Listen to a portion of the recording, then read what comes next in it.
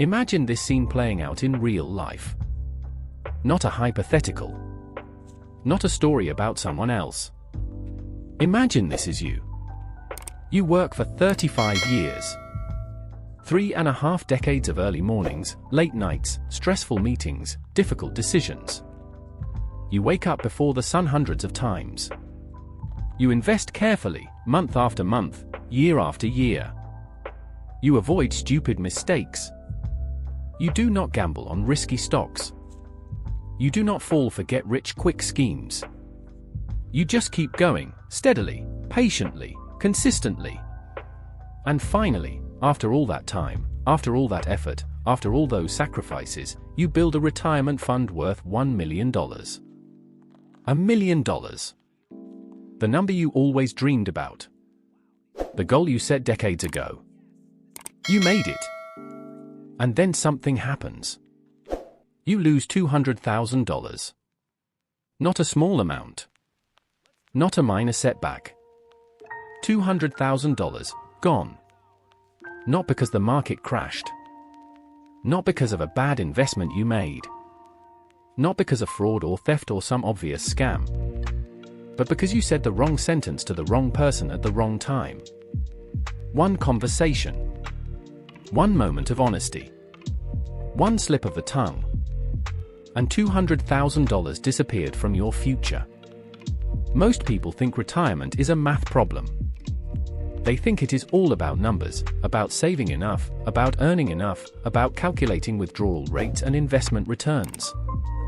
They treat it like a spreadsheet, like something you can solve with enough calculations. But retirement is not a math problem. Retirement is a behavior problem. It is a psychology problem.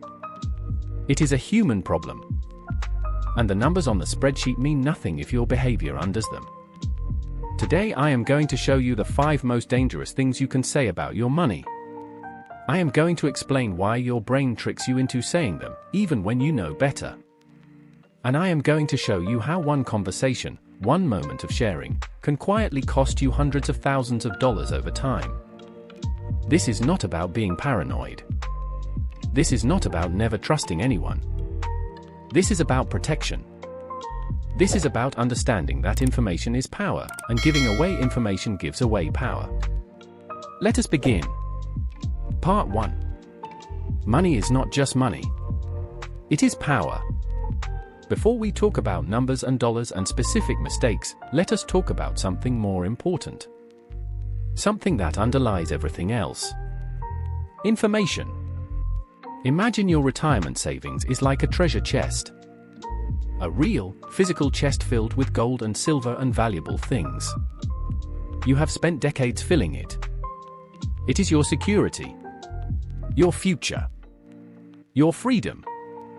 Would you walk around your neighborhood shouting, "Hey everyone, I keep gold under my bed. Come take a look"? Of course not. That would be insane. That would be inviting trouble. But when you tell people how much you make, how much you have saved, or when you plan to retire, you are doing the same thing. You are revealing the location of the treasure. You are telling people where the gold is. And here is what most people do not understand. When you share financial information, you do not just share data. You do not just share numbers. You change the relationship forever. Because money changes power. It shifts who has leverage, who has control, who has influence. And power changes behavior. It changes how people see you, how they treat you, how they think about you. Not always in obvious ways. Not always in ways you notice immediately. But always in real ways. Always in ways that affect your life.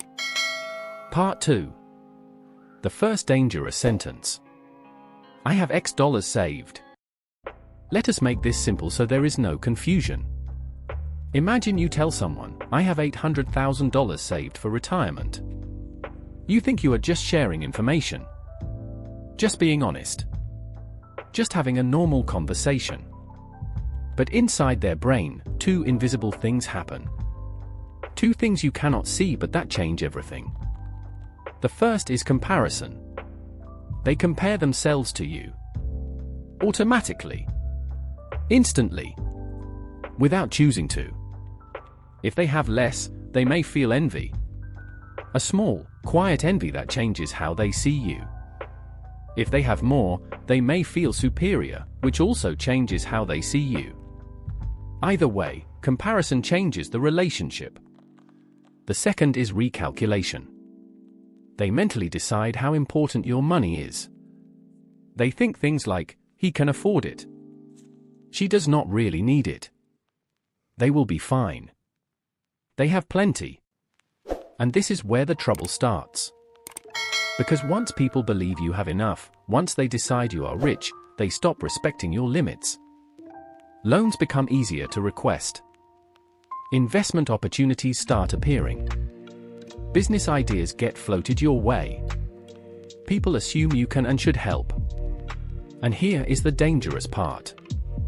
They do not feel guilty if you lose money. They do not feel bad if things go wrong. Because in their mind, you had plenty. You could afford it. It is not a big deal. Here is a child-level explanation to make it stick. If you tell everyone at school you have a backpack full of candy, what happens? Kids ask for candy. Some may try to take it. Some may stop being your friend if you do not share. The candy changes everything. Money is the same. Sharing how much you have changes everything. Part 3. The retirement announcement trap. Now let us talk about something that feels completely harmless. Something that feels exciting and natural. Telling people, I am thinking about retiring next year. It sounds like good news. It sounds like something to share and celebrate. But here is what really happens, especially at work. The moment your boss knows you are leaving, the moment they have that information, you are no longer a long-term investment. You are a short-term tool. Your status changes instantly, even if nothing is said. Companies allocate resources logically. They do not operate on emotion. They operate on incentives. So why give the big project to someone who is leaving? Why give the promotion to someone who will not be there next year? Why protect bonuses for someone walking out the door? It is not evil. It is not personal. It is just how systems work. When you change someone's incentive, you change their behavior toward you. Now let us do the math so you can see the real cost. Imagine your bonus at work is $40,000 per year. You plan to stay 2 more years before retiring. That is $80,000 in bonuses you expected to receive. But because you announced your retirement early, because you shared your timeline before you needed to, your bonus gets reduced. Maybe they give you less because they know you are leaving. Maybe you do not get the projects that lead to bonuses. Either way, you lose. Let us say you lose $60,000 total from reduced bonuses over those 2 years. Now imagine that $60,000, instead of being spent, was invested at 7% for 20 years. That is over $230,000. $250,000 gone. All because you were excited and shared early. All because you said something that felt natural in the moment. Excitement is expensive. Sharing without thinking costs money you will never get back. Part 4. The trust illusion. Let us talk about family now. This is uncomfortable. This is hard to say. But it is necessary. If you give someone full control over your finances, just in case, just for convenience, just because you trust them, you are giving them access to temptation. And temptation changes people. Not always because they are evil. Not always because they are bad people. But because humans are very good at justifying things. We are masters of rationalization. They might think, it is basically my inheritance anyway. I am just getting it a little early. They might think, I am investing this for us, for the family, it will grow faster if I handle it. They might think, they will not need this money for a while, I can use it now and pay it back later. That is how $200,000 disappears. Slowly. Quietly. Rationally. Not stolen in a dramatic way. Just reallocated. Just borrowed. Just moved around until it is gone. Here is a simple truth that protects you from this. Trust is emotional. Control is legal. They are different things. Do not mix them carelessly. You can trust someone completely and still keep control of your money. You can love someone deeply and still have boundaries. Protecting your assets is not a sign of distrust. It is a sign of wisdom. Part 5. The workplace honesty myth. Now let us address something sensitive. Something that feels good in the moment but can cost you dearly over time. Sharing negative opinions about leadership at work. Complaining about your boss. Venting about company decisions. Sharing personal vulnerabilities without strategy. It feels honest. It feels human. It feels like building connection with co-workers. And it does build connection in the moment. But here is how systems actually work. Organizations are designed to reduce risk. They do not like uncertainty. They do not like instability. Anyone perceived as unhappy, unstable, disloyal, or risky gets quietly categorized. Not publicly. Not in a way you can see. Not with announcements or meetings. Just quietly, in the background, in the minds of decision makers. And once you are categorized that way, upward movement slows. Bonuses shrink. Projects disappear. You are not attacked. You are not fired. You just get sidelined. Overlooked. Passed over. And being sidelined at 55 years old, when you still need to work and save, is extremely expensive. The money you do not earn, the promotions you do not get, the opportunities you miss, all of it adds up over time. One moment of venting can cost hundreds of thousands of dollars in lost career trajectory. And you will never even know it happened. Part 6. Why your brain betrays you. If sharing financial information is so risky, if it can cost so much, why do we do it? Why do we keep making the same mistake? Because sharing feels good. That is the simple, honest answer.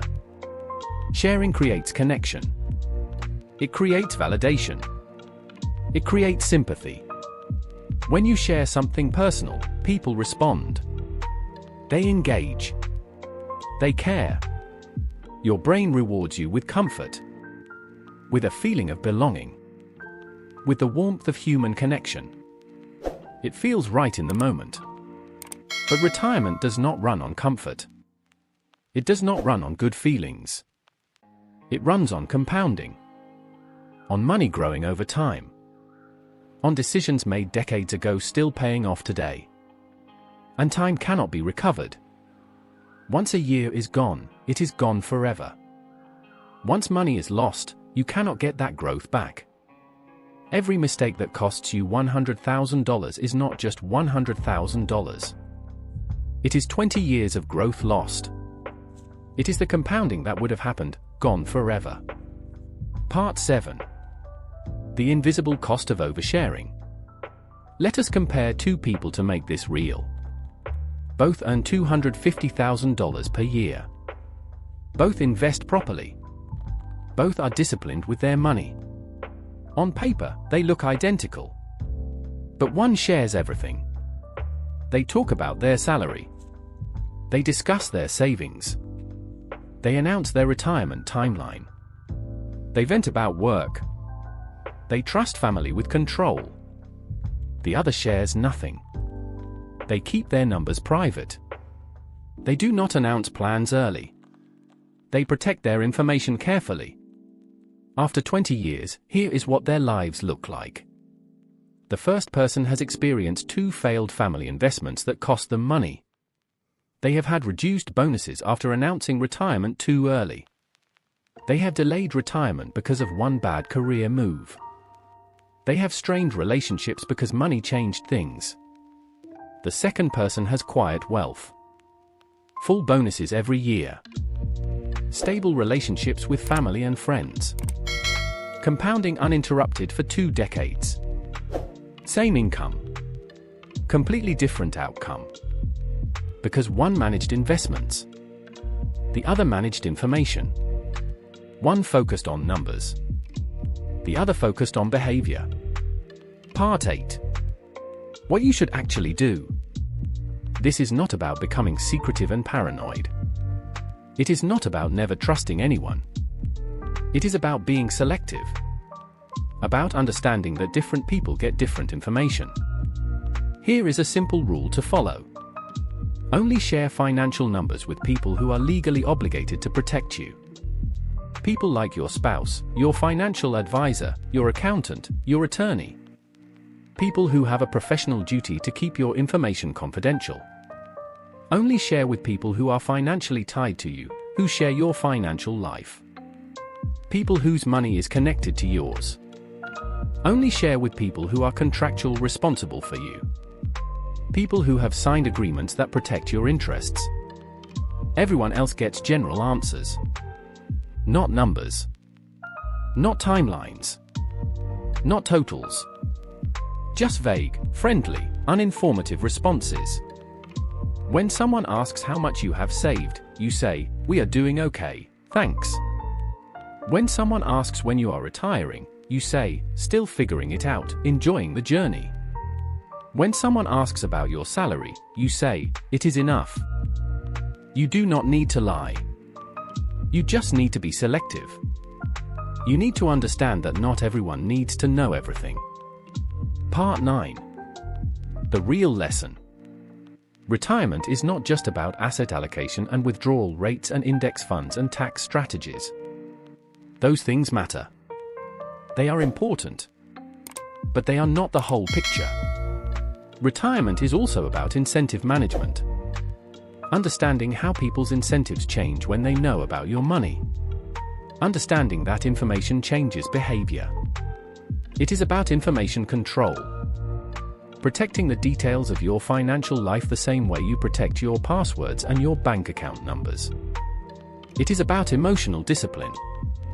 Resisting the urge to share when sharing feels good. Waiting until it is safe. Being strategic instead of spontaneous. Most people protect their bank passwords. They are careful about who has access to their accounts. But they do not protect their financial story. They share it freely, casually, without thinking. And your financial story can cost you more than your password ever could. Your story, shared at the wrong time with the wrong person, can change the entire trajectory of your life. Part 10. Powerful closing. Let me leave you with this final thought. Something to carry with you. You do not lose retirement in one dramatic explosion. You do not wake up one morning and find it all gone in a single disaster. That is rare. That is not how it usually happens. You lose it in conversations. In casual honesty. In emotional moments. In misplaced trust. In sharing when you should have stayed quiet. Money grows quietly. Over decades. Invisible progress day after day. And money disappears quietly too. In conversations you forget. In words you cannot take back. Be generous. Be kind. Be helpful. All of those things matter. But be strategic. Think before you share. Ask yourself who really needs to know. Because once information leaves your mouth, once the words are out, you cannot take them back. You cannot say them. You cannot compound them back into existence. If this video made you think differently about money and power and information, hit subscribe and join this channel. Because most people are learning how to invest. They are focused on numbers and returns and strategies. Very few are learning how to protect what they invest. Very few understand that protection is half the battle. And protection is what creates freedom. Not just having money, but keeping it. Not just earning, but preserving. Not just building, but guarding. I will see you in the next video.